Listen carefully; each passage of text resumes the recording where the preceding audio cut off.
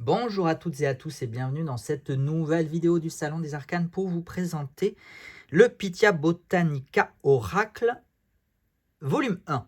Alors c'est pas marqué mais moi je vous le dis parce qu'il y a un volume 2 que je vous présenterai dans la vidéo suivante. Je vous ai déjà fait la vidéo sur le Viola Lux Umbra et je terminerai par le Ad Orbita.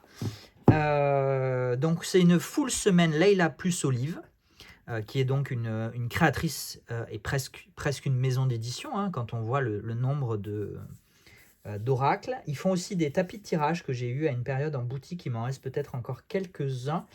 Ils ont fait aussi le Maiden qui est en rupture définitive et le Ophidia Rosa qui est en rupture temporaire. Il devrait revenir normalement d'ici la fin d'année 2023, le début d'année 2024, voilà. Et donc, j'ai pour projet de vous remettre en stock tous ces oracles et ces tarots de Leila plus Olive que j'ai reçus, que j'ai un peu tardé à vous remettre en ligne, mais je vais vous les remettre en ligne. On est sur une boîte en deux parties qui s'ouvre en deux parties avec une encoche. J'ai gardé cet exemplaire parce que il était abîmé en fait. J'ai reçu pas mal de jeux abîmés. Je ne sais pas ce qui s'est passé ces derniers temps, mais j'ai eu beaucoup de commandes avec des jeux abîmés.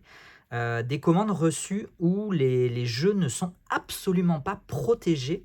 Quand je vois déjà moi avec le soin que j'essaie d'apporter, moi ou Cindy maintenant, ou ma mère à une époque, le soin qu'on essaie d'apporter à vos commandes, et quand je vois parfois dans l'état dans lequel ils arrivent, je ne comprends pas que des créateurs et des créatrices, sur des quantités en plus telles que celles que je commande, ne se donnent pas la peine de protéger leurs produits. Voilà, c'est incompréhensible. Pour moi, en tout cas. Voilà, c'est pas un jugement, c'est pas une critique, c'est juste une incompréhension que j'ai. Et donc, du coup, j'ai reçu plusieurs commandes avec plusieurs jeux abîmés. C'était le cas des Leila plus Olive, donc j'ai fait remonter cette information. J'ai gentiment proposé de garder en exemplaire de présentation des exemplaires abîmés. Donc, je les ai quand même payés, hein, on me les a pas. Je m'attendais un petit peu, j'avoue que je m'attendais un petit peu à ce qu'on me les offre. On ne me les a pas offerts. J'avais qu'à exprimer mon besoin plus clairement. En même temps, c'est pas grave, c'est comme ça, c'est fait. Moi, ça me permet de vous faire ces vidéos. C'est toujours bon de pouvoir vous faire ces vidéos. Mais du coup, voilà. Donc, du coup, je les ai payés, je les ai gardés et on m'a remboursé quand même les autres. Voilà. Donc, j'essaierai peut-être de vous les proposer à un prix plus attractif. C'est pour ça que voilà, je m'en fiche d'avoir payé les exemplaires de présentation. Mais c'est juste dommage en fait, mais même pour eux, parce que c'est de la perte pour eux, c'est du temps perdu pour tout le monde, c'est de l'argent perdu pour pas grand chose, voilà, pour juste un manque d'emballage. Bon, bref, allez, peu importe, c'était la petite aparté de cette vidéo, puisque j'en fais toujours. Voilà, je crois que je n'arrive vraiment pas à faire des vidéos sans digresser. C'est fou, hein. C'est peut-être une maladie, il faudrait peut-être que je consulte. Voilà, j'irai peut-être consulter. Au niveau du livret, on a un petit livret, une page par carte. Donc évidemment, si vous n'avez pas vu la vidéo précédente, Leila plus Olive, ils sont spécialisés dans les jeux de thématique botanique, donc autour des plantes, des fleurs. C'est toujours très joli, ce sont des dessins toujours très fins, très élégants, très beaux, je trouve très beau. Alors il y a toujours des serpents, moi j'aime pas trop les serpents, il y a toujours des serpents, voilà. C'est pas grave, la symbolique du serpent est quand même assez importante dans les symboliques, dans les égrégores généraux de l'univers. Voilà, et donc au niveau du livret, on a la plante avec le petit dessin quand même, un petit dessin qui représente la plante, et quelques éléments. C'est vrai que c'est un peu léger, voilà, je trouve que je ne l'ai pas vu, je ne l'ai pas utilisé, je ne l'ai pas travaillé, mais c'est vrai que c'est quand même un petit peu léger comme descriptif, comme interprétation. Mais après tout, si c'est bien formulé, si c'est cash, direct, clair et précis, j'ai envie de dire, pourquoi pas? Pourquoi pas? Pourquoi faire une litanie de 3 pages lorsque on peut dire les choses clairement et simplement en 2 phrases? Parfois, c'est quoi cette expression sur un discours ne sert à rien, que hein? Voi bon, vous retrouverez si vous avez envie de retrouver, sinon c'est pas grave. Au niveau du dos, voilà pour le dos. Au niveau de la qualité, on a toujours sur un très bon cardstock, hein, c'est du je pense du 350 et un fini mat, un fini lisse, qui du coup lisse mais un petit peu accrocheur. C'est ce que j'avais dit déjà pour le Viola Luxe Umbra. Je suis pas sûr que ce soit très pratique à manipuler. En tout cas, je viens juste de les ouvrir. Encore une fois, je pense qu'à force de manipulation, à force de toucher les cartes, il y a toujours un peu de sébum qui se met sur les cartes, il y a toujours une petite usure qui s'installe, etc. Donc je pense qu'avec la pratique, la manipulation devrait s'en retrouver plus aisée. En tout cas, le cardstock est plutôt bon. On a des tranches dorées mais mates. Dieu merci, je déteste le doré brillant.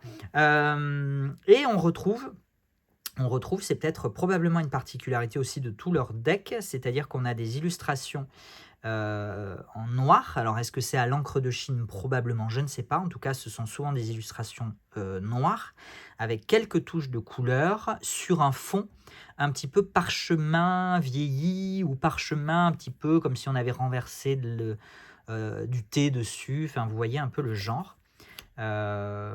Et donc, on a rarement le même motif. Alors là, en l'occurrence, il me donne tort, c'est-à-dire qu'on a le même fond et l'illustration a été agrégée, bon bref, a été collée, a été mise sur le fond qui reste identique de carte en carte. Ce n'était pas le cas sur le Viola Luxe Umbra.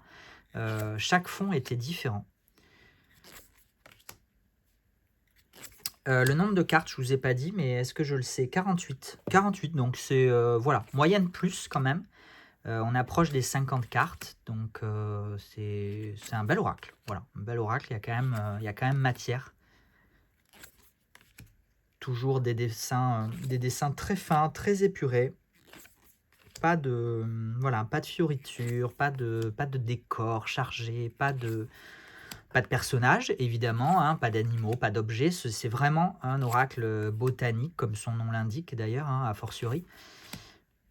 Le Adorbita sera peut-être un petit peu différent, mais en tout cas, c'est vraiment un travail autour des plantes, de leurs énergies, de leurs significations, de leurs associations. C'est un travail qui... comment dire? Moi, je ne me suis pas plongé dans leurs travaux, hein, Leila plus Olive, mais j'en ai entendu du bien. Voilà, a priori, il y a quand même de la recherche, il y a quand même du fond, c'est pas juste un beau dessin. D'ailleurs, vous voyez qu'on a déjà un mot-clé ou deux, a priori, hein, sur chaque carte, en plus du nom de la plante.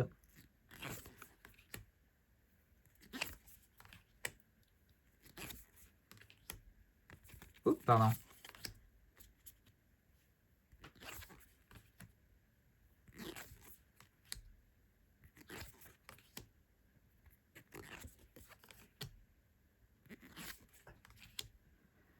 Et voilà, on finit par le nettoyage. Période propice au nettoyage, au changement, à faire table rase du passé pour mieux avancer. Une période un peu charnière en ce moment dans les énergies collectives. En tout cas, c'est l'impression que j'en ai. Eh bien, écoutez, j'espère que cette vidéo vous a plu. Qu'elle vous a permis de découvrir ou de redécouvrir le Pythia Botanica Oracle. Si c'est le cas, n'hésitez pas comme d'habitude à liker, commenter, partager cette vidéo si le cœur vous en dit. Si le cœur ne vous en dit pas, grand bien vous fasse. Ça ne gâchera pas ma journée, ne vous inquiétez pas. Je vous donne rendez-vous très bientôt pour le volume 2. Voilà, je vais aller tourner en suivant. Et puis en attendant, je vous souhaite... Je vous implore même, je vous supplie de prendre soin de vous. Allez, ciao.